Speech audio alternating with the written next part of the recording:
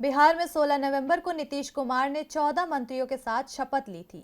बिहार में विधानसभा की स्थिति को देखते हुए नीतीश कुमार की सरकार में मुख्यमंत्री के अलावा 35 मंत्री और शामिल हो सकते हैं, लेकिन बहुमत का गणित उलझा हुआ था। इसलिए नीतीश कुमार ने विधानसभा में शक्ति परीक्षण से पहले अपने मंत्रिमंडल का आकार छोटा ही रखा, ताकि नए विधायक नाराज न हो।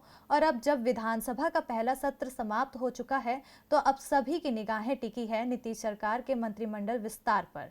तो किस दल से कितने मंत्री हो सकते हैं शामिल, देखिए इस रिपोर्ट में।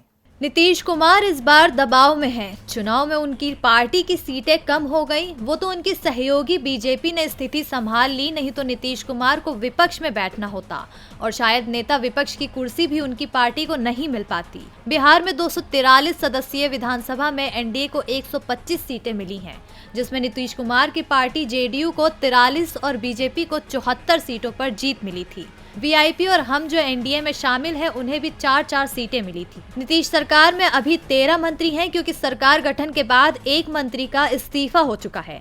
इसके लिए 22 मंत्री और बनाए जा सकते हैं।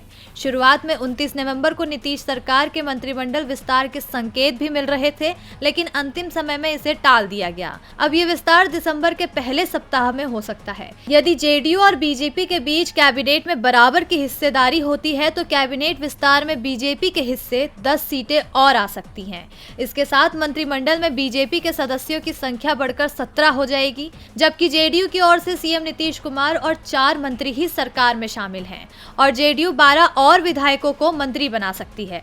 लेकिन बीजेपी की ओर से दबाव बनाया जा रहा है कि सीटों की संख्या के अनुसार मंत्रिमंडल में उसे हिस्सेदारी दी जाए, और इसे लेकर ही 29 नवंबर को होने वाला मंत्रिमंडल विस्तार का मामला अटक गया था।